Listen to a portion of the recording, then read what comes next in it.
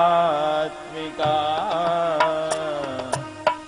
सुधात्मक्षिरे नित्ये सिद्धामात्रात्मिका स्थिता अर्धमात्रा स्थिता नित्या यानुचार्य विशेषितये विवसन्ध्या सावित्री वन्देवी जननी परा त्वं स्वाहा त्वं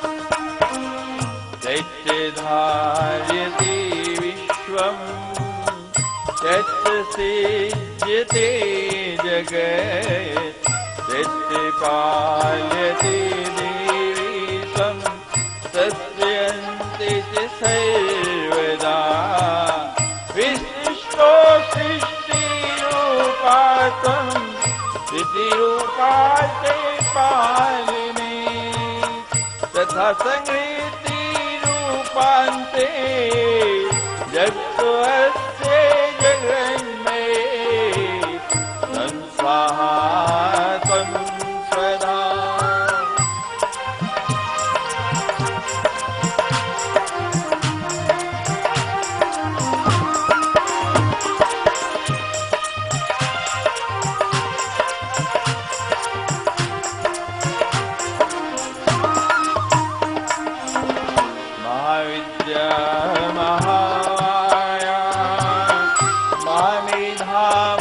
स्मृति महामोह जय भवती महादेवी महासुरी प्रकृति त्वं च सर्वस्य गुणत्रय विभाविनी कालरात्रिर्महारात्रि मोहरात्रि च दारुणा त्वं स्वाहा त्वं स्वधा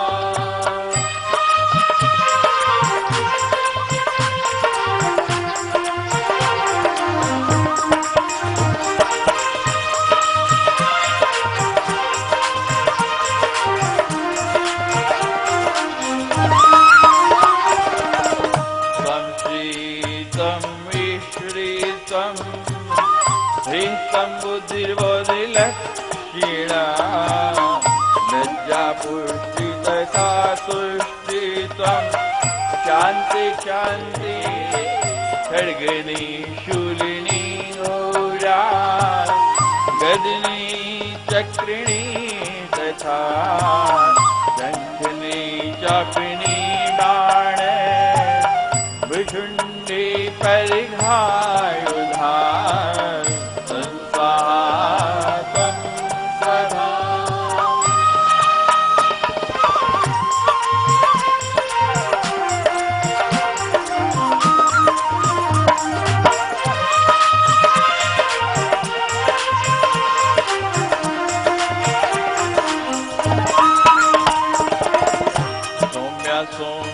सौम्यतिलाशेष सौम्यं हेयति सुन्दरी परापराणाम परमा त्वमेव परमेश्वरी यत्किञ्चित् यत्तस्तु तत्सखिलात्मिके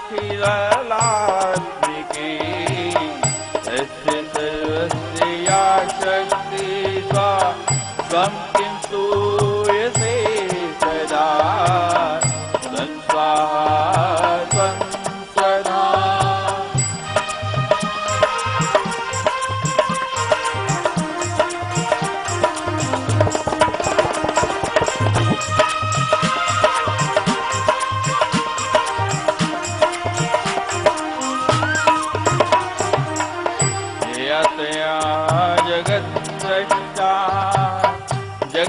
पास्यति यो जगत् सोऽपि निद्रावशं नीते कस्तां सोऽतुमेश्वर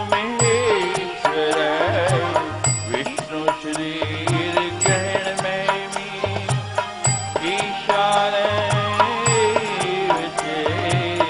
हरितासे यतो तस्त्वं के तो तु शक्तिमान् भवेत् तन्वाहा त्वं सदा।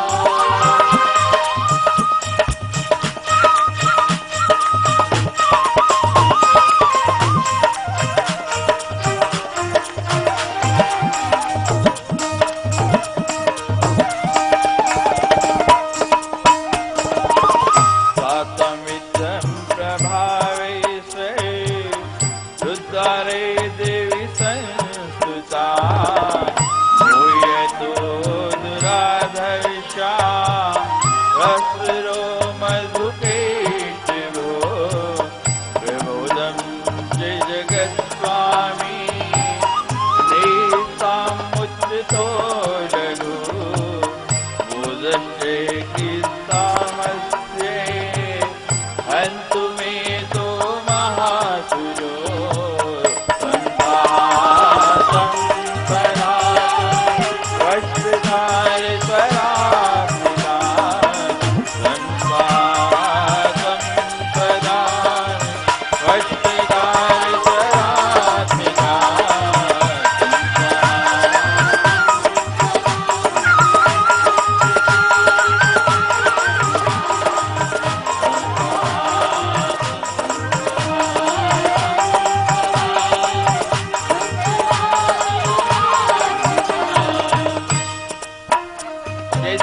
ब्रह्मा जी परेशान होके भगवान विष्णु को योग निद्रा से जगा रहे हैं, ऐसे भी जब आप अपनी डोरी मां के हाथों में सौंप देंगे आपका भी बेड़ा पार हो जाएगा।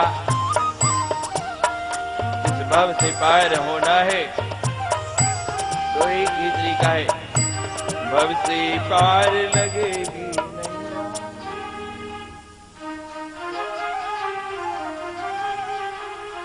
भव से पार लगेगी नैया मेरी मैया बना लिखवैया पार लगेगी नैया मेरी बना लिखवैया भव से पार लगेगी नैया मेरी मैया बना लिखवैया पार लगेगी नैया मेरी मैया बना लिखवैया भव से पार लगेगी नैया मेरी मैया बना लिखवैया पार लगेगी नैया मेरी मैया बना लिखवैया से पार लगेगी नैया मेरी मैया बना लिखवैया से पार लगेगी नैया मेरी मैया बना लिखवैया से पार लगेगी नैया मेरी मैया बना लिखवैया से पार लगेगी नैया मेरी मैया बना लिखवैया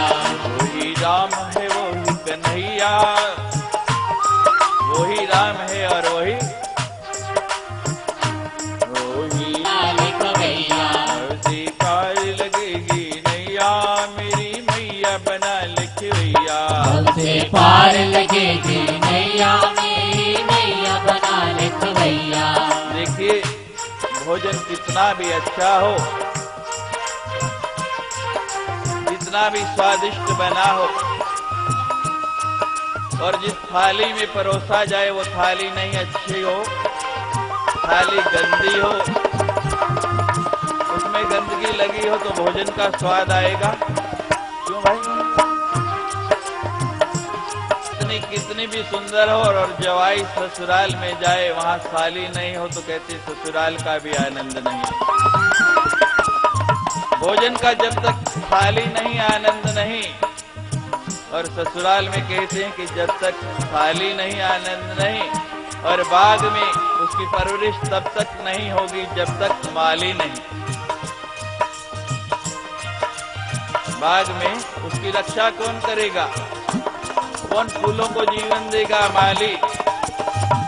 और चाय जब तक प्याली नहीं हो आप पी नहीं सकते। भोजन बिना थाली नहीं और ससुराल बिना साली नहीं, बाल नहीं, ऐसे ही कीर्तन बिना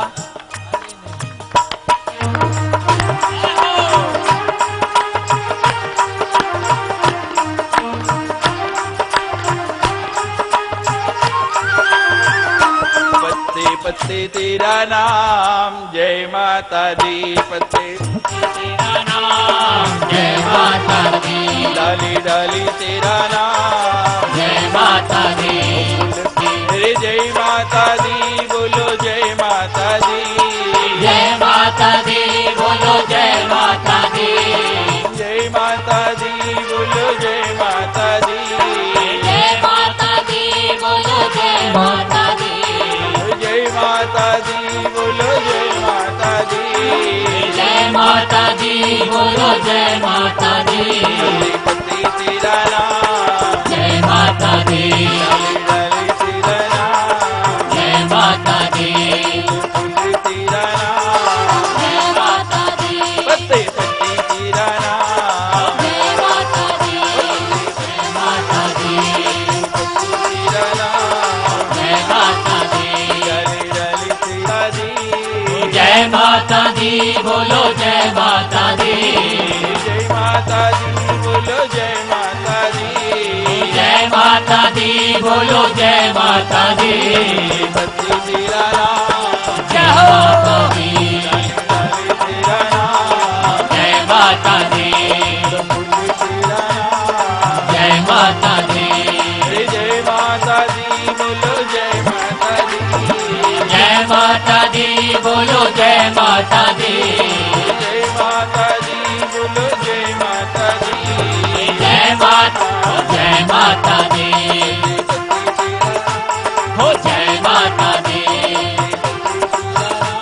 हो जय माता दी। जय जय शेरावाली, जय जय। शेरावाली। वाह! ब्रह्मा जी ने स्तुति की, भगवान विष्णु योग निद्रा से उठे।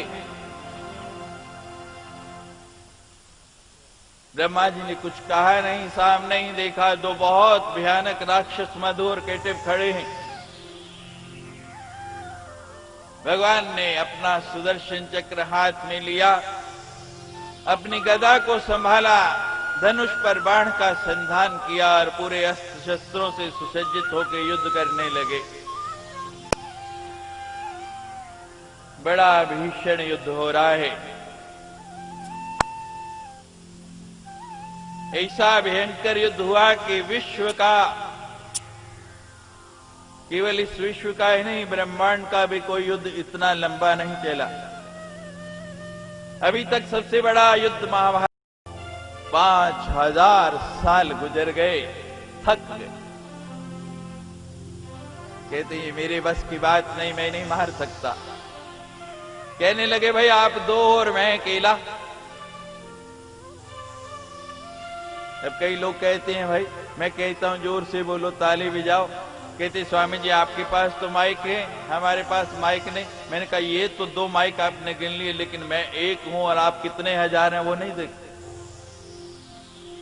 मेरे स्वर से ज्यादा आपका स्वर होना चाहिए। संकीर्तन मस्ती का साधन है। कथा में जब प्रमाद आ जाता है, आलस्य आने लगता है, तो थोड़ा थोड़ा संकीर्तन आपको चुस्ती और स्फूर्ति देता है। भगवान कहते हैं तुम 2 और मैं 1, तुमको तो आराम मिल जाता है, बारी बारी से लड़ते हो, मैं थक गया, थोड़ी देर विश्राम करते हैं, युद्ध विराम कर देते हैं, फिर लड़ेंगे।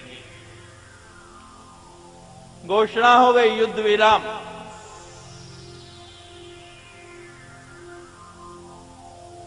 अब भगवान विष्णु सोचने लगे युद्ध विराम तो कर दिया, लेकिन जब 5000 साल में नहीं मार पाया तो अब कैसे मारूंगा। विश्राम चल रहा है।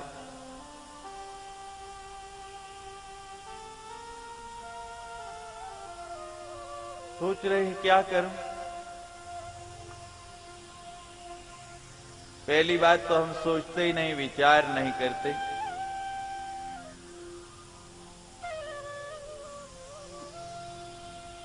ये बुद्धि जो है ना, ये हर बात का जवाब दे देती है अगर आप इससे बिल्कुल चेतन होके पूछे। या देवी सर्वभूतेषु विष्णु माहिति शब्दिता, फिर आया या देवी सर्वभूतेषु चेतनित्य विधीयते।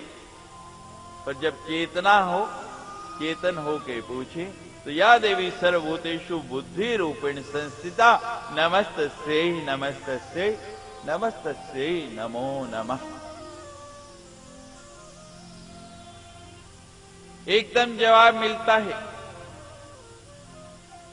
थोड़ा विचार करो, हर बात का हल मिल जाता है, वो स्वयं दे देती है।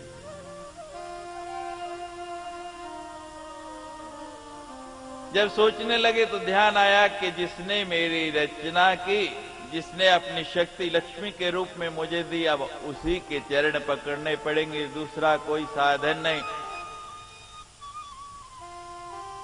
भगवान विष्णु ने ध्यान लगाया, मां जगदम्बा की स्तुति करने लगे। जब पराम्बा का ध्यान किया, मां प्रसन्न हुई, आके दर्शन दिया। क्या बात है विष्णु, किस लिए मुझे याद किया? कहा मां, ये राक्षस दो मेरे कान के मल से पैदा हुए और इतने बड़े हो गए, इनसे लड़ते लड़ते 5000 साल गुजर गए। ये राग ऐसा है, कितना भी लड़ो इससे समाप्त नहीं होता। नास्ति राग समम दुखम, राग के समान कोई दुख नहीं। दुख का कारण क्या है? किसी वस्तु से प्रेम है और वो नहीं मिली, यही दुख है ना। अगर उससे प्रेम नहीं, फिर रोज हजारों लोग इस संसार से जाते हैं, किसी का दुख होता है? क्यों भाई? किसका दुख होता है? जिससे राग हो गया। सबके ममता ताग बटोरी, वो ममता के धागे बांट बांट के इतनी मोटी रस्सी बना ली है, फिर तोड़ना भी चाहते हैं तो टूटती नहीं।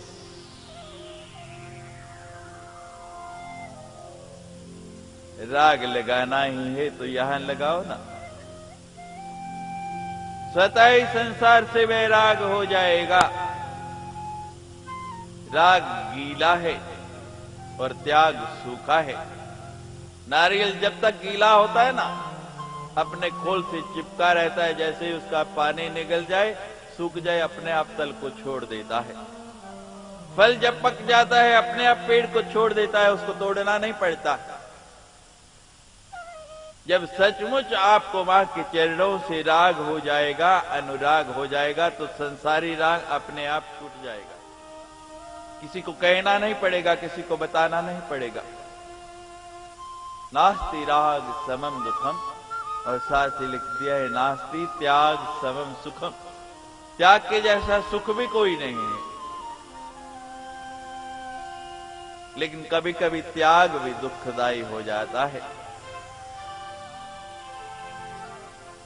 त्याग किया जाता है, और त्याग से भी ऊपर एक बात बताई गई है, वैराग। जब वैराग्य हो जाए,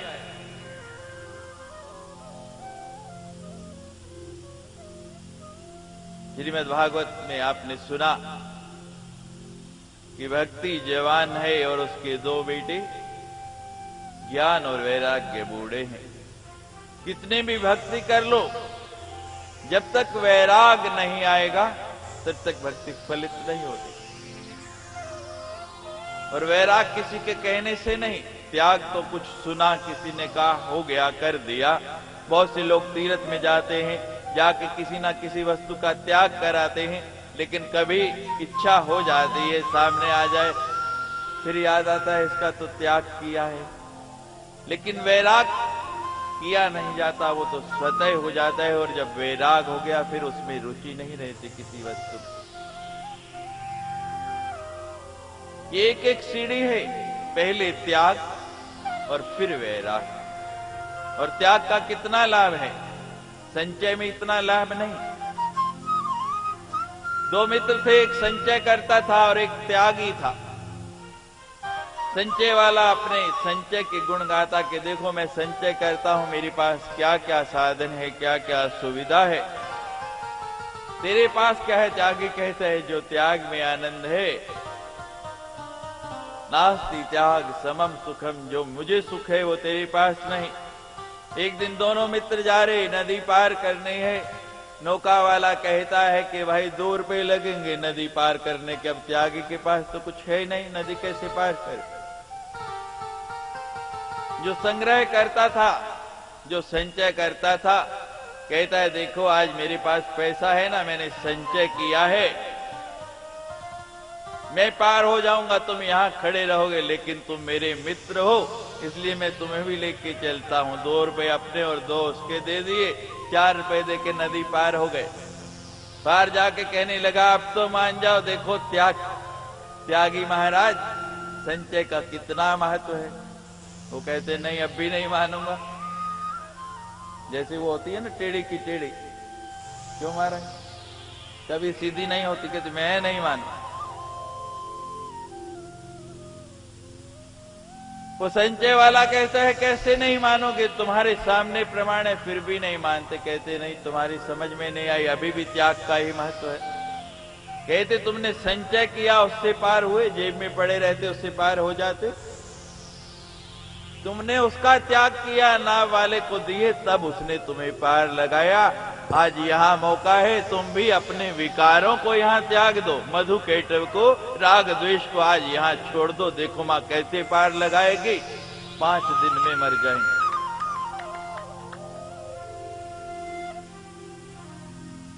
वहां आ गई, मां से राग था, प्रेम था, मां की याद आई। क्या बात है भगवान, क्यों परेशान हो?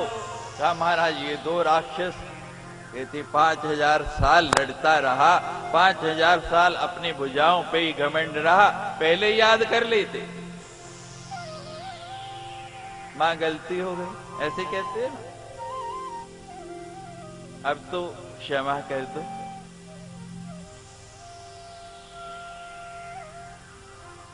मां कहती मेरे पास आओ, युक्ति बता दी मां ने।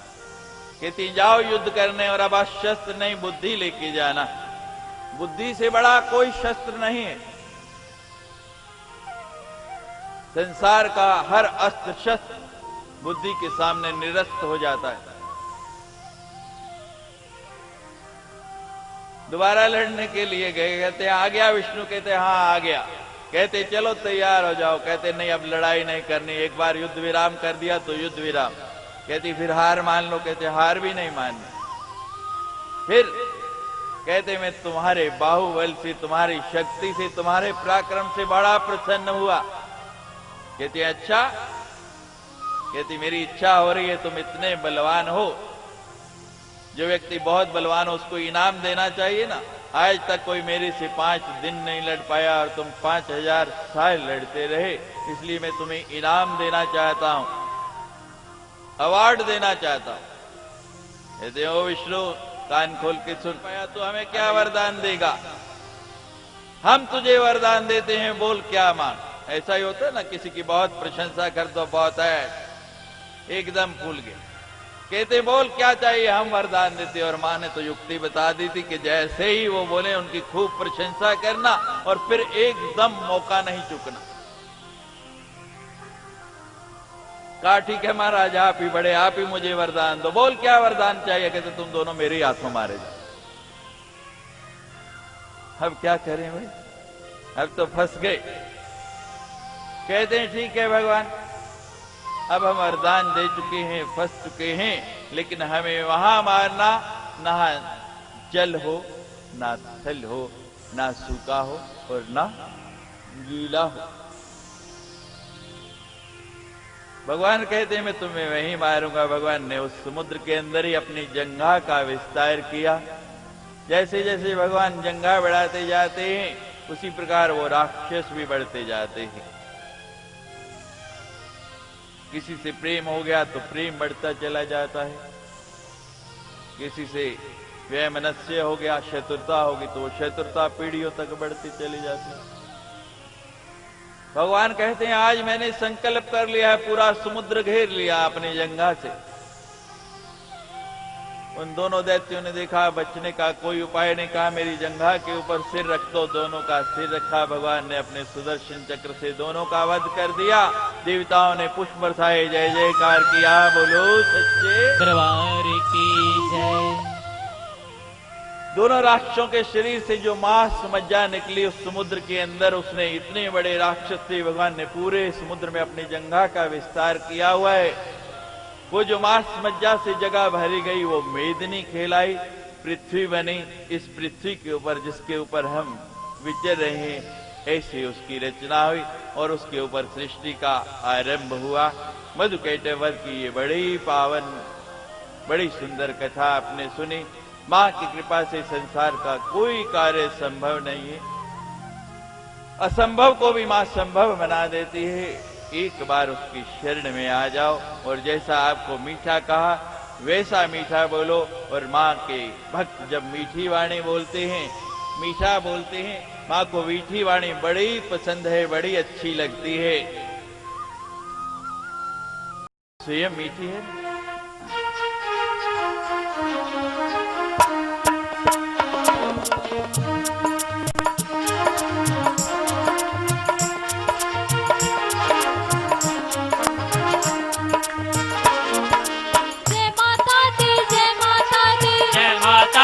जय माता दी, जय माता दी, जय माता दी, जय माता दी, जय माता दी।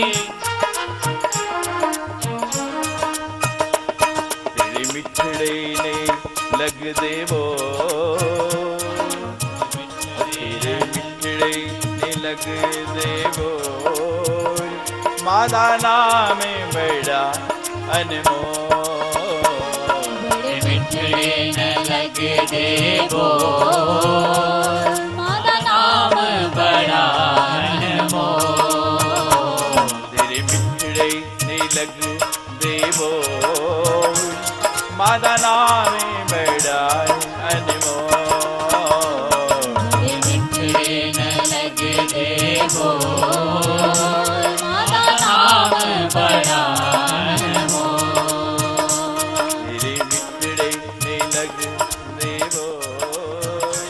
मादा नाम बड़ाए अनमोल। मिठड़े न लग देवो, मादा नाम बड़ा अनमोल। जय माता दी, जय माता दी, जय माता दी, जय माता दी, जय माता दी, जय माता दी, जय माता दी, जय माता दी।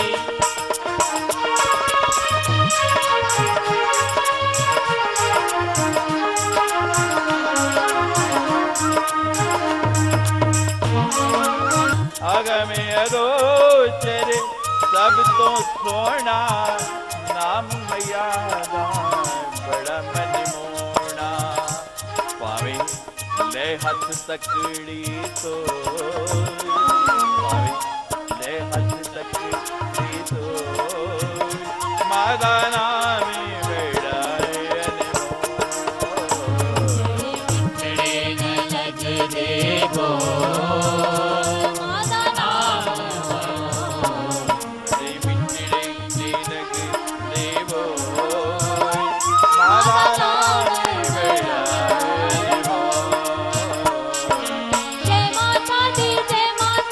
जय माता दी, जय माता दी, जय माता दी, जय माता दी, जय माता दी, जय माता दी।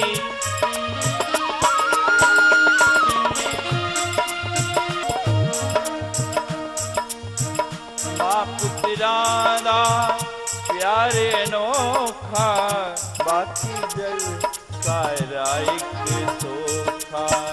मां पुत्रादा प्यारे अनोखा, बाकी जग सारा एक सोखा।